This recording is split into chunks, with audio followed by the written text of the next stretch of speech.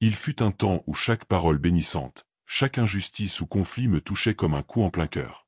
Puis j'ai découvert ce que les stoïciens pratiquaient depuis des siècles. Une technique simple mais puissante pour devenir immunisé contre les toxiques, les menteurs, les frustrants, et même les traîtres. Aujourd'hui, je partage avec toi ce secret. Un secret qui pourrait te libérer pour toujours. Vous entendez toujours les insultes, vous voyez toujours le drame, mais il ne pénètre plus dans votre système. Ça vous touche, mais ça ne vous émeut pas. Mais soyons honnêtes. Combien de fois avez-vous laissé un commentaire inapproprié gâcher toute votre journée?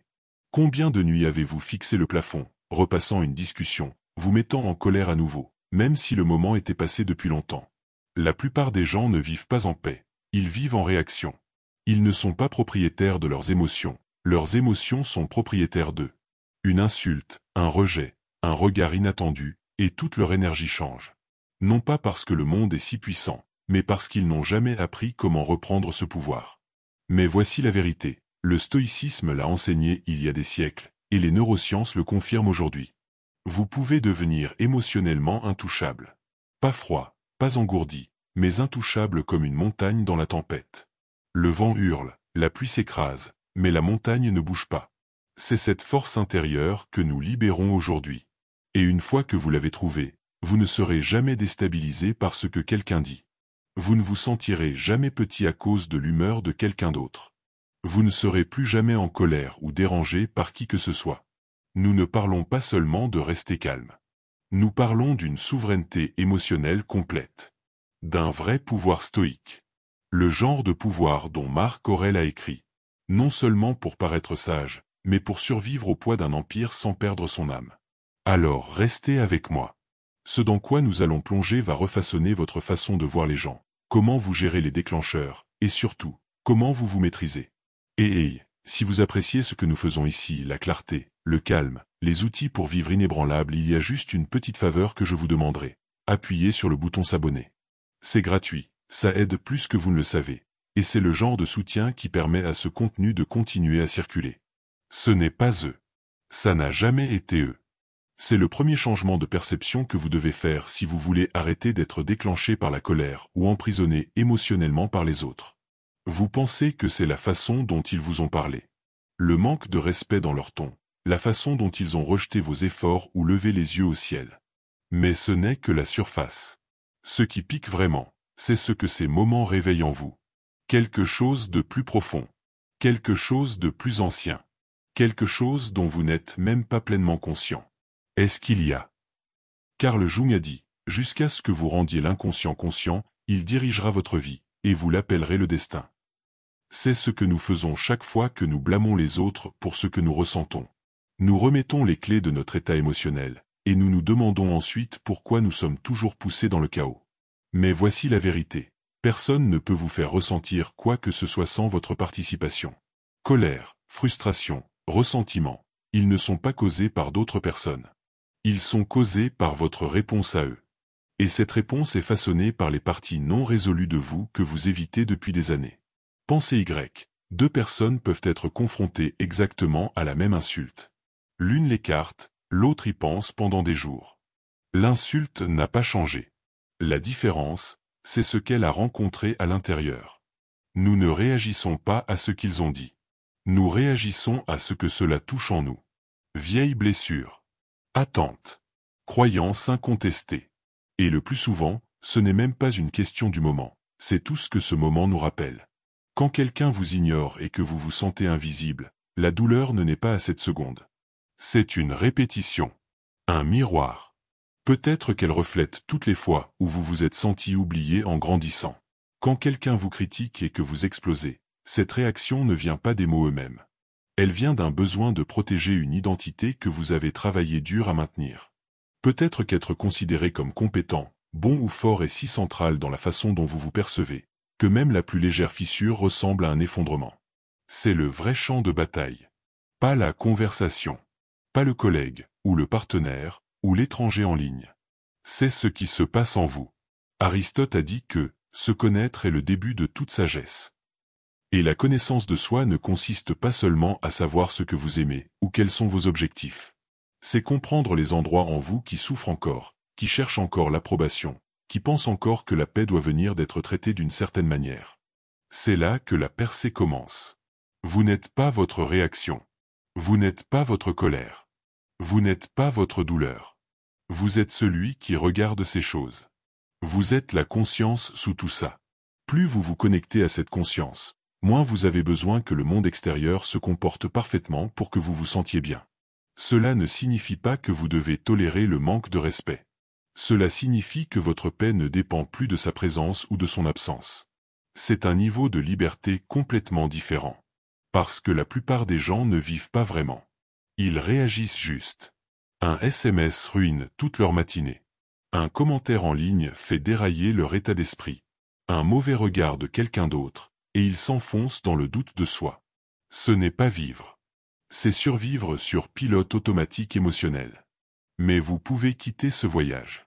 Et ça commence lorsque vous arrêtez de faire d'eux le méchant de votre histoire. Au moment où vous arrêtez de dire « ils m'ont fait ressentir ça », et que vous commencez à dire « quelque chose en moi a répondu à cela », tout change. Vous reprenez votre pouvoir. Vous commencez à poser de meilleures questions. Non pas « pourquoi sont-ils comme ça ?» mais « pourquoi ça me dérange autant ?»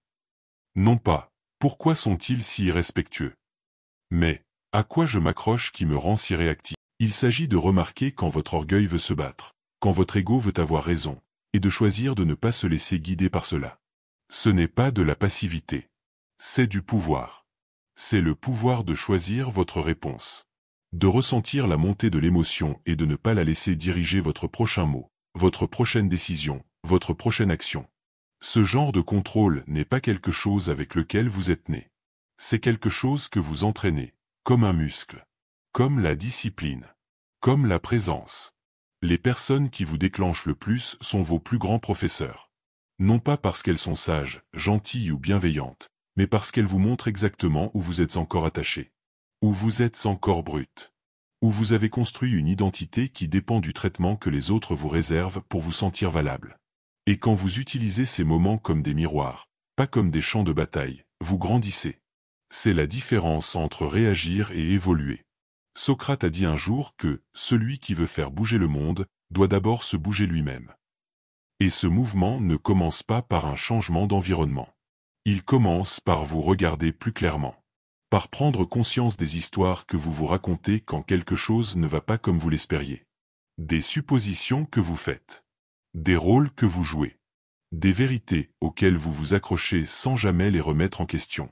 Quand vous croyez que quelqu'un devrait mieux vous traiter et qu'il ne le fait pas, cet écart entre l'attente et la réalité devient une souffrance. Mais quand vous acceptez que les gens agissent en fonction de qui ils sont, et non de qui vous êtes, vous arrêtez de lier vos émotions à leur comportement. Vous devenez inébranlable, parce que votre paix n'est plus réactive. Elle est enracinée. Quand vous cessez de réagir au vieux script, quelqu'un vous interrompt, et au lieu de sauter pour récupérer votre voix, vous observez, vous respirez, vous répondez calmement ou peut-être pas du tout. Non pas parce que vous êtes faible, mais parce que vous avez réalisé que chaque moment ne mérite pas votre énergie. Vous avez cessé d'auditionner pour des personnes qui n'ont pas le pouvoir de vous valider. Ce changement n'est pas subtil. Il est transformateur. C'est le moment où vous passez d'être contrôlé émotionnellement à émotionnellement en contrôle. Non pas contrôlé comme une machine, mais présent, conscient, ancré. Quand vous n'avez plus besoin de prouver, de gagner ou d'avoir raison juste pour vous sentir en sécurité, vous avez gagné quelque chose de bien plus profond que n'importe quel argument pourrait offrir. Et vous commencez à remarquer que les scénarios qui vous contrôlaient perdent leur emprise. Le besoin d'approbation s'estompe. La peur d'être mal compris. L'envie de faire correspondre l'agression de quelqu'un d'autre à la vôtre se dissout. Vous réalisez que vous n'avez pas à refléter le chaos autour de vous. Vous pouvez être le calme qui rappelle aux gens qu'il y a une autre façon de vivre. Platon a dit un jour que la première et la plus grande victoire, c'est de se conquérir soi-même. Il ne parlait pas de domination, mais de discipline, de conscience de soi. De la force tranquille de quelqu'un qui connaît sa valeur, et n'a pas besoin de la crier au monde. Car quand vous courez encore un vieux scénario, ce ne sont pas seulement vos émotions qui souffrent. Ce sont vos relations, votre paix, votre potentiel. Combien de portes avez-vous fermées parce que vous avez réagi trop vite? Combien de connexions avez-vous endommagées parce que la vieille histoire disait « S'ils ne me respectent pas, coupez-les immédiatement ». Cette histoire vous a peut-être protégé une fois. Mais maintenant, elle vous garde probablement petit. Prendre le contrôle de vos réactions signifie que vous n'êtes plus une marionnette de la douleur passée. Vous commencez à reconnaître les schémas. Vous sentez la chaleur monter, et au lieu d'agir en conséquence, vous vous asseyez avec elle. Vous vous demandez, que ferait mon moi le plus élevé ici? Et alors vous le faites. Même si c'est difficile. Surtout si c'est difficile.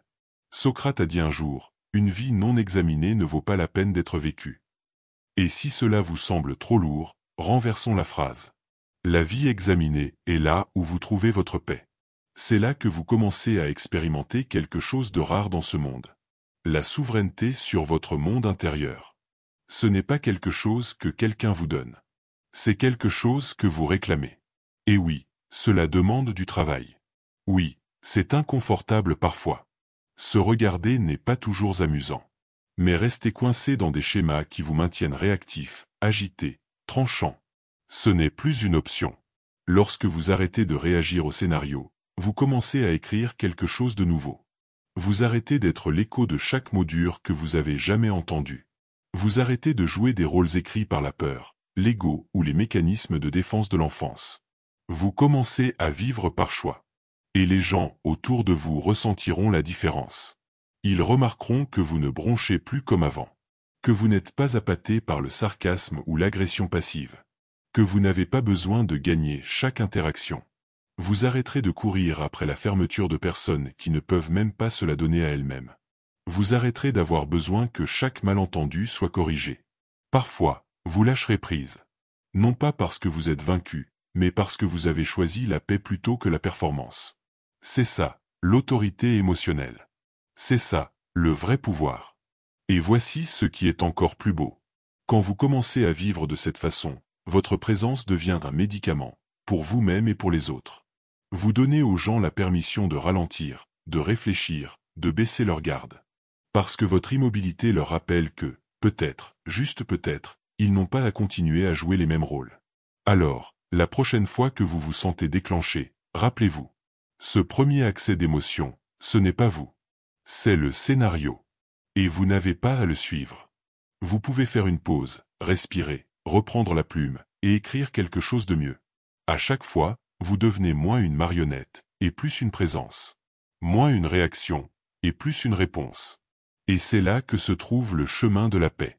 Parce que le seul vrai contrôle que vous avez, c'est la façon dont vous choisissez de vous montrer. Pas ce qu'ils font. Pas ce qu'ils disent. Juste vous, votre conscience, vos choix, votre scénario. Et si vous êtes arrivé jusqu'ici, et que quelque chose en vous se réveille. Si cela résonne d'une manière à laquelle vous ne vous attendiez pas. Ce n'est pas par accident. Vous étiez destiné à l'entendre. Vous n'avez pas perdu le contrôle quand ils ont dit ces mots.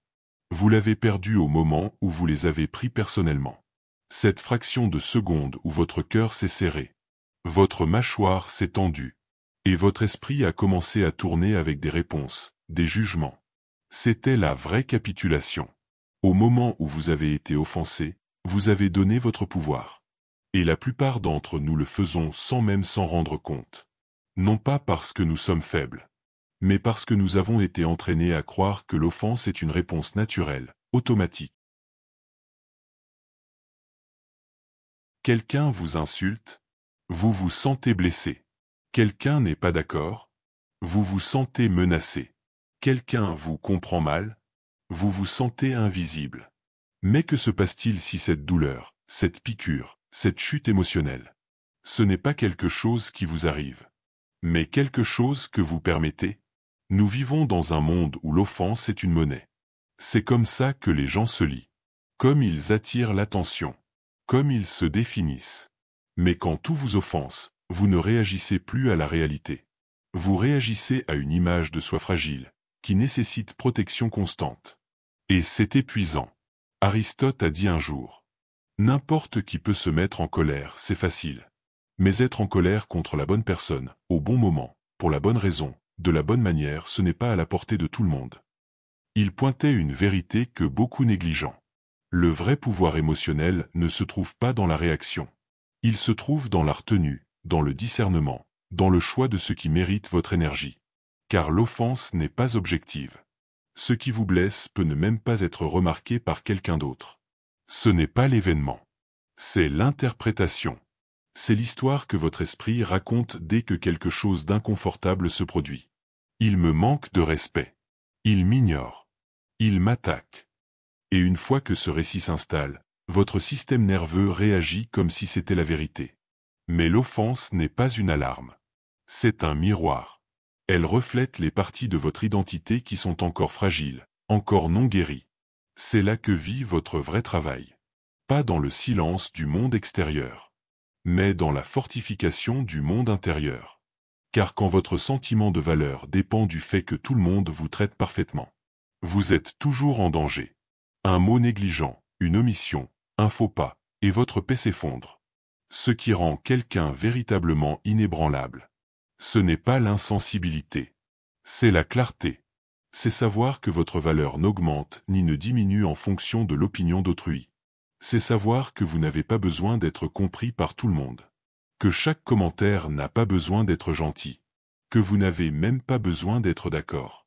Ce dont vous avez besoin, c'est d'arrêter de donner votre pouvoir à des gens qui ne l'ont pas mérité.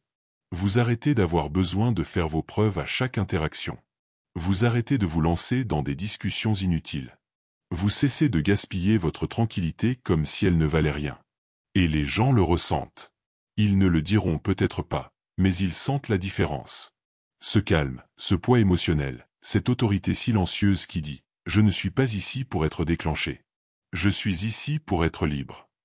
La liberté, dans ce sens, n'a rien à voir avec le temps, l'argent ou le style de vie. C'est de la souveraineté émotionnelle. C'est savoir que vous êtes le seul responsable de ce que vous ressentez. Pas le monde. Pas la foule. Pas l'algorithme. Pas l'étranger dans les commentaires. Vous. Et oui, c'est difficile parfois, surtout quand l'insulte semble personnelle, quand elle fait écho à quelque chose que vous craignez déjà être vrai. C'est là que l'offense semble la plus justifiée. Mais c'est aussi là que l'opportunité de croissance est la plus grande. Car elle vous invite à regarder à l'intérieur et à vous demander « Est-ce que je crois ça de moi-même ?» Si oui, alors travaillez dessus. Sinon, laissez aller. Dans les deux cas, vous gagnez. Carl Jung a dit un jour, tout ce qui nous irrite chez les autres peut nous conduire à une meilleure compréhension de nous-mêmes. Cette citation, à elle seule, peut transformer votre vie si vous la prenez au sérieux. Car elle déplace votre attention du blâme vers la clarté. De la défensivité vers la profondeur. De la posture de victime à celle de maître de votre monde intérieur. Cela ne veut pas dire que vous ne ressentirez plus rien. Vous ressentirez, bien sûr. Vous êtes humain. Mais ressentir quelque chose ne signifie pas que vous devez réagir. Et c'est là que réside le pouvoir, dans l'espace entre l'émotion et l'action. Dans la capacité de respirer au lieu d'exploser. D'écouter au lieu d'attaquer. De laisser passer un moment sans le transformer en tempête. Alors, la prochaine fois que vous sentez la colère monter, rappelez-vous que ce n'est qu'un virage sur le chemin. Vous avez le choix, donnez votre pouvoir ou le garder. Vous pouvez ruminer une insulte toute la nuit ou la voir pour ce qu'elle est, une projection d'une personne qui ne se comprend peut-être même pas elle-même. Ce qui vous offense en dit souvent plus sur vous que sur eux. Cela indique les zones fragiles de votre ego, les fissures dans votre confiance, les parties de vous qui ne sont pas encore en paix avec qui vous êtes. Et quand vous commencez à guérir ces zones, le monde devient moins menaçant. Il devient plus calme. Moins hostile. Vous vous comportez différemment. Vous pensez différemment. Vous n'entrez plus dans une pièce pour vous défendre, mais en sachant que vous êtes déjà entier. Vous comprenez que vous n'avez pas besoin d'être offensé pour rester fort. Et lorsque vous arrêtez de donner ce pouvoir, il vous revient complètement. En silence, durablement. Quand quelqu'un se moque de vous ou vous traite froidement sans raison, votre premier instinct peut être de le prendre personnellement, de croire que c'est contre vous, que vous avez fait quelque chose de mal. On nous a conditionnés à penser ainsi. S'ils sont froids, c'est qu'on a échoué. S'ils sont hostiles, c'est qu'on ne vaut pas assez. Mais la vérité est tout autre. Ils ne vous attaquent pas. Ils saignent sur vous. Cette colère, ce sarcasme, ce regard dur, ce ne sont pas des armes pointées vers votre identité. Ce sont les symptômes d'une douleur non guérie chez eux. La souffrance a toujours une issue. Parfois, elle éclate. Parfois, elle s'infiltre silencieusement. Mais elle finit toujours par apparaître. Et souvent, elle touche les personnes les plus proches. Vous étiez juste là quand ça a débordé. Carl Jung a aussi dit, Connaître ses propres ténèbres est la meilleure méthode pour affronter celles des autres. Plus vous comprenez vos blessures, plus vous comprenez que les autres ne veulent pas forcément vous blesser. Ils essaient simplement de survivre. Et parfois, survivre ressemble à du silence. Parfois, c'est du contrôle. Parfois, c'est de la cruauté. Mais dans la grande majorité des cas, ce n'est que de la douleur déguisée. Pensez à votre propre comportement quand vous souffrez. Est-ce que vous communiquez toujours clairement? Êtes-vous toujours patient, ouvert, bienveillant? Probablement pas. Et ce n'est pas parce que vous êtes une mauvaise personne. C'est parce que la douleur resserre l'esprit. Elle referme le cœur. Elle étouffe l'empathie. Et c'est ce qui arrive aux autres aussi. Mais c'est ici que beaucoup se trompent. Ils pensent que comprendre la douleur de quelqu'un d'autre, c'est excuser son comportement. Ce n'est pas le cas. Vous pouvez poser des limites fermes tout en ayant de la compassion. Vous pouvez refuser d'accepter l'irrespect, tout en comprenant que ce manque de respect ne vous définit pas. La maturité émotionnelle, c'est ça. C'est être capable de voir au-delà de la surface, sans pour autant tolérer ce qui est inacceptable. C'est comprendre que ce que les gens disent ou font ne parle pas toujours de vous. Parfois, cela parle de leur chaos intérieur, de leur histoire, de leur souffrance. Et vous n'êtes pas obligé de porter ça. Vous pouvez ressentir la piqûre, et la laisser passer. Vous pouvez entendre une remarque sèche, et ne pas en faire un drame. Vous pouvez observer quelqu'un s'éloigner de vous, et comprendre que ça ne vous diminue pas. Quand vous développez cette solidité intérieure, vous devenez imperméable au jeu de pouvoir émotionnel. Vous cessez de chercher à contrôler ce que les autres pensent. Vous n'avez plus besoin que tout le monde vous aime, vous comprenne ou vous valide. Et ce jour-là, vous devenez libre. Libre de vous exprimer sans peur. Libre de marcher sans vous justifier. Libre de rester calme dans le tumulte. C'est ça, la souveraineté émotionnelle. Et c'est ce qui change tout. Quand quelqu'un se moque de vous ou vous traite froidement, sans raison claire, votre premier réflexe peut être de le prendre personnellement, de croire que c'est une attaque. Vous pouvez vous sentir coupable, comme si vous aviez fait quelque chose de mal, ou comme si vous n'étiez pas assez. C'est exactement là que notre mentalité conditionnée entre en jeu. Si quelqu'un est contrarié, cela doit forcément venir de nous. S'il est distant, c'est que nous avons échoué. Mais la vérité profonde, c'est que ce n'est pas vous la cible. Il saigne à l'intérieur. Cette colère, ce sarcasme, ce regard dur, ce n'est pas une arme dirigée contre votre identité. C'est un symptôme d'une douleur non guérie en eux. La souffrance a des manières de s'exprimer, parfois bruyamment, parfois silencieusement, mais elle finit toujours par éclater quelque part. Souvent, cette douleur retombe sur les personnes les plus proches. Elle déborde et vous en subissez les conséquences. Carl Jung a dit un jour que connaître ses propres ténèbres est la meilleure façon de faire face à l'obscurité des autres. Plus vous comprenez vos blessures, votre histoire émotionnelle, plus vous êtes capable de voir que les autres ne cherchent pas à vous faire du mal. Ils essaient simplement de survivre. Et parfois, survivre signifie être blessant, contrôlant, cruel. Mais dans presque tous les cas, ce n'est que de la douleur déguisée. Pensez à la façon dont vous vous comportez quand vous souffrez. Est-ce que vous communiquez toujours clairement? Êtes-vous toujours patient, ouvert, gentil? Probablement pas. Ce n'est pas parce que vous êtes une mauvaise personne, c'est parce que la douleur ferme l'esprit, referme le cœur, éteint l'empathie. C'est ce qui arrive aux autres aussi. Mais beaucoup pensent que reconnaître la douleur de quelqu'un d'autre signifie excuser son comportement. Ce n'est pas ça. Vous pouvez poser des limites fermes tout en ayant de la compassion. Vous pouvez refuser l'irrespect, tout en comprenant que ce manque de respect ne parle pas de vous, mais de leur propre souffrance. La maturité émotionnelle, c'est ça.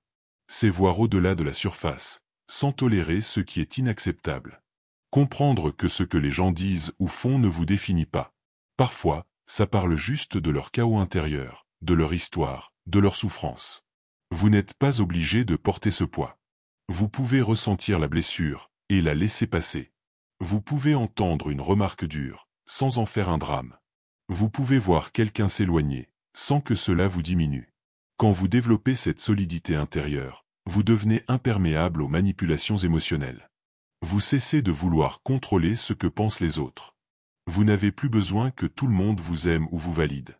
Ce jour-là, vous devenez libre. Libre de vous exprimer sans peur. Libre de marcher sans vous justifier. Libre de rester calme au milieu du chaos. C'est ça, la souveraineté émotionnelle. Et c'est ce qui change tout. Quand vous êtes maître de vos réactions, vous n'êtes plus une marionnette tirée par les fils de la douleur passée. Vous commencez à identifier les schémas qui vous tiraillent. Vous sentez la tension monter, mais au lieu de réagir impulsivement, vous choisissez de rester présent avec cette émotion. Vous vous demandez, que ferait la version la plus élevée de moi ici? Et vous agissez selon cette réponse, même si c'est difficile, surtout si c'est difficile. Socrate disait que la vie non examinée ne vaut pas la peine d'être vécue. Si cela vous semble lourd, souvenez-vous que c'est justement dans cette vie examinée que vous trouverez la paix. Vous expérimentez alors quelque chose de rare, la souveraineté sur votre monde intérieur. Ce n'est pas quelque chose qu'on vous donne, c'est quelque chose que vous revendiquez. Oui, cela demande du travail. Oui, ce n'est pas toujours confortable. Se regarder honnêtement n'est jamais facile. Mais rester coincé dans des réactions automatiques qui vous maintiennent agité, réactif et à cran est encore pire. Lorsque vous arrêtez de réagir au scénario habituel, vous commencez à écrire une nouvelle histoire. Vous cessez d'être l'écho de chaque mot dur que vous avez jamais entendu. Vous arrêtez de jouer les rôles dictés par la peur, l'ego ou les blessures de l'enfance. Vous commencez à vivre par choix. Et les gens autour de vous sentent la différence. Ils remarquent que vous ne bronchez plus comme avant. Que vous n'êtes plus piégé par le sarcasme ou l'agression passive. Que vous n'avez plus besoin de gagner chaque débat ou d'avoir le dernier mot. Vous arrêtez de courir après l'approbation de ceux qui ne peuvent même pas se l'offrir eux-mêmes. Vous cessez d'avoir besoin que chaque malentendu soit corrigé. Parfois, vous lâchez prise. Pas parce que vous êtes vaincu, mais parce que vous avez choisi la paix plutôt que la performance. C'est cela, le vrai pouvoir. L'autorité émotionnelle. Et ce qui est encore plus beau, c'est que quand vous vivez ainsi, votre présence devient un refuge, un médicament pour vous-même et pour les autres. Vous donnez la permission à ceux qui vous entourent de ralentir, de baisser leur garde, parce que votre calme leur rappelle qu'il existe une autre façon de vivre. Alors, la prochaine fois que vous vous sentez déclenché, rappelez-vous, ce premier accès d'émotion n'est pas vous. C'est le scénario. Vous n'êtes pas obligé de le suivre. Vous pouvez faire une pause, respirer, reprendre la plume, et écrire quelque chose de mieux. À chaque fois, vous devenez moins une marionnette, et plus une présence. Moins une réaction, et plus une réponse. C'est là que réside le chemin vers la paix. Parce que le seul vrai contrôle que vous avez, c'est la façon dont vous choisissez de vous montrer au monde. Pas ce qu'ils font, pas ce qu'ils disent. Juste vous. Votre conscience, vos choix, votre histoire. Si vous êtes arrivé jusqu'ici, que quelque chose en vous résonne, ce n'est pas un hasard. Vous étiez destiné à entendre cela. Vous n'avez pas perdu le contrôle quand ils ont prononcé ces mots. Vous l'avez perdu au moment où vous les avez pris personnellement. À cette fraction de seconde où votre cœur s'est serré, où votre mâchoire s'est bloquée, et où votre esprit s'est emporté avec des jugements. C'était la vraie perte. Le vrai abandon. Mais ce moment ne définit pas qui vous êtes. Vous pouvez reprendre ce pouvoir dès maintenant. Reprendre le pouvoir, c'est comprendre que vos émotions sont des signaux, pas des ordres. Elles vous montrent ce qui est important, ce qui mérite votre attention, mais elles ne dictent pas votre comportement. Entre le stimulus et la réponse, il y a un espace, c'est là que réside votre liberté. C'est là que vous pouvez choisir comment réagir. Cette liberté intérieure ne vient pas du contrôle des événements extérieurs. Personne ne peut contrôler les paroles, les actions ou les humeurs des autres. Elle vient du contrôle sur vous-même. Cela demande une discipline constante, une vigilance attentive à vos pensées, vos croyances, vos jugements. Les stoïciens nous enseignent que nous ne pouvons pas changer les circonstances, mais nous pouvons changer notre regard sur elles. Marcus Aurelius rappelait que « la vie de chaque homme est ce que ses pensées en font ». En cultivant une pensée claire, rationnelle et alignée avec vos valeurs, vous construisez un bouclier contre les tempêtes émotionnelles. Ce bouclier, ce n'est pas de la froideur ni de l'indifférence. C'est la sagesse de reconnaître ce qui dépend de vous, et ce qui ne dépend pas de vous. C'est l'art de ne pas gaspiller votre énergie à lutter contre ce que vous ne pouvez pas changer. Cette maîtrise crée une force tranquille. Une force qui n'a pas besoin de s'imposer, car elle émane de la confiance profonde que vous avez en vous-même. Une confiance bâtie non pas sur l'approbation des autres, mais sur la connaissance intime de votre propre valeur. En chemin, vous réalisez que la douleur, l'échec et la solitude ne sont pas des ennemis. Ils deviennent des enseignants. Chaque difficulté est une occasion de croissance, un test de votre résilience. Comme le disait Sénèque, Ce n'est pas parce que les choses sont difficiles que nous n'osons pas, c'est parce que nous n'osons pas qu'elles sont difficiles. Vous osez regarder vos blessures, sans détour. Vous osez affronter vos peurs, sans fuir. Vous osez être seul avec vous-même, sans chercher de distraction. Et dans ce silence, vous découvrez votre force intérieure inébranlable.